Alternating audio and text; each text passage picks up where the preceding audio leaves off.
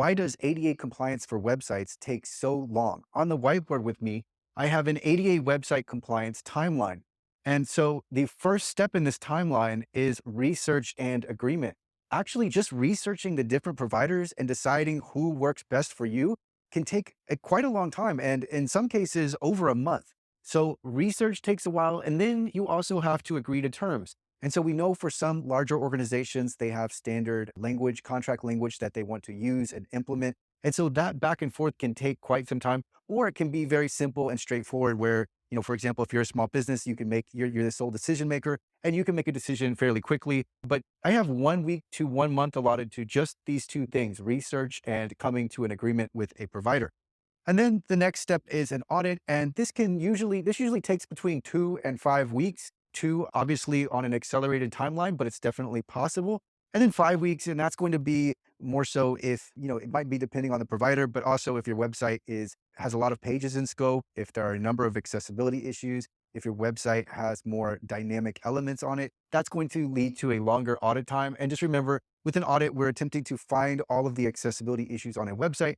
And I can just tell you from experience that if there are a number of issues, the audit, it can really extend the amount of time necessary for the audit.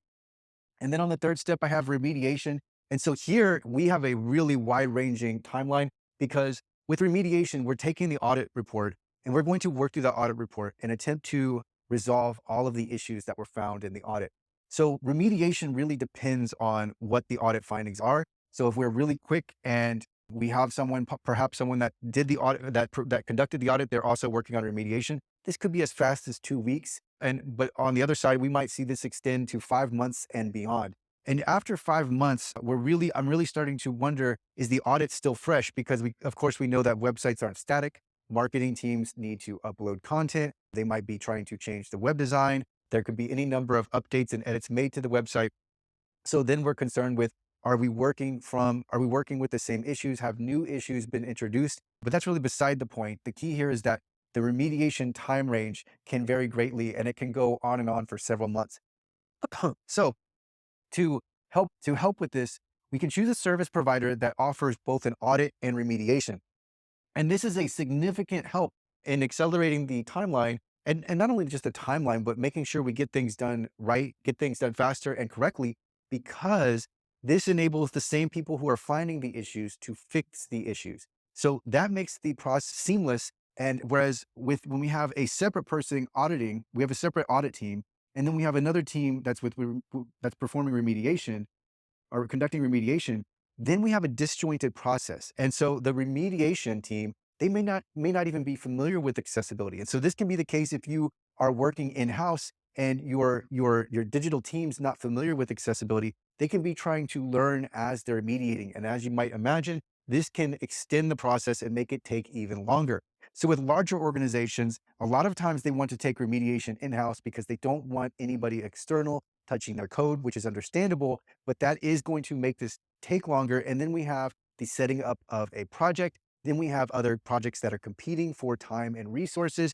Then we have the delegation. We have the digital team who's working on what, because it's not going to be just one person. You usually need a combination of developers, designers, and or content editors, because there are different skill sets that are needed, or it's just an ineffective use of a developer, for example, to be working on alternative text descriptions. So we usually have multiple people on this team that are working, and we need everything to be precise because it's not enough just to try to work through the issues, but we want to make sure we actually resolve them and we don't leave issues outstanding even after we think we've addressed them. So precision is necessary, but when you take it in-house, it can really bog down this process. Of course, it's understandable if you do, but you want to try to make everything as seamless and as efficient and as effective as possible.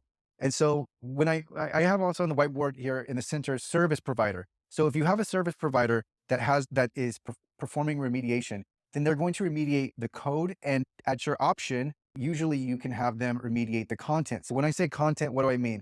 Audio, video, images. What's the other? Like we have PDFs and documents. There's one other thing that falls under content. Oh, text, right? So we have all of these different forms of content and we need to remediate them, but it can take a while just to remediate the content. So let's just think of an e-commerce website. Let's say we have 250 images that we need to have text descriptions for, it can take some time to come up with those descriptions and then also implement them on the website. So we have to be concerned with content. And then of course we need to be concerned with the code. And so if a service provider is able to provide code remediation, that's going to take care of the more technical and complex issues for you. So that's really, really beneficial. When it comes to content, it's usually the where it becomes a lengthy process is where it's voluminous content, because it's not so much difficult. Even beginners can take care of content accessibility. So we might just be adding closed captioning to videos, but if we have 30 videos, it can take some time, even with AI there to assist, because we still need to make sure that the closed captioning is accurate. And as we know, AI is really good. It can speed up our efforts, but we still need to review to make sure that our closed captioning is as good as possible.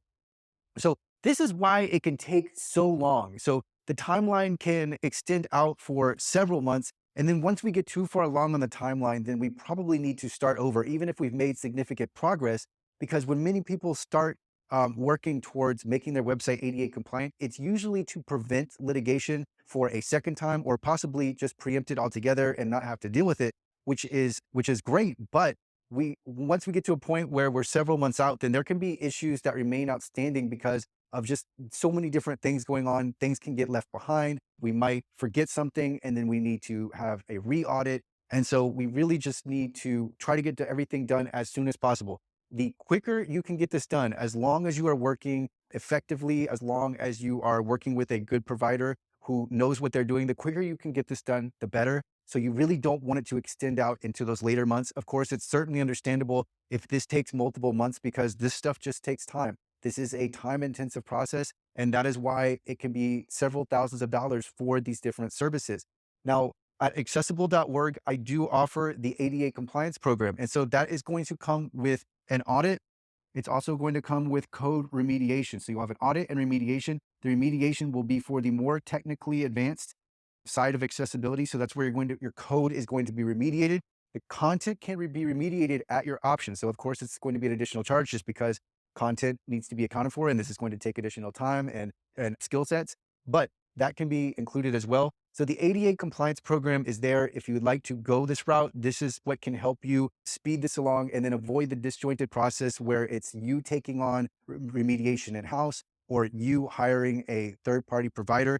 I've seen problems with the third-party providers, not that they're not competent, but then you have three different groups working on accessibility. You have your organization, you have the audit provider, and then you have the third-party remediation, the third-party agency that's remediating. So you have all these these three groups working in conjunction, and it can really slow down the process, and it can also leave accessibility issues outstanding. So of course, I don't recommend that. I understand why you might do it, but just know that the most streamlined and seamless solution is when you have the provider who is finding the issues, who is auditing your website. They're also remediating it. So this is why ADA website compliance can take so long. Of course, we're working towards WCAG conformance. WCAG 2.1 AA conformance is best practice for ADA compliance. And then we also want to make sure that there is an accessibility statement that is conspicuously posted on your website. You want to have those two things in place to follow best practices for ADA compliance. But as we know, working towards WCAG conformance can take quite some time, especially when we factor in the website, the number of dynamic elements on the website, the number of accessibility issues on the website. That is why ADA compliance can take so long, but it's definitely doable. If you need help, my name is Kris Rivenberg, and I am the founder of accessible.org. Feel free to contact me, and I'll be back with you as soon as possible.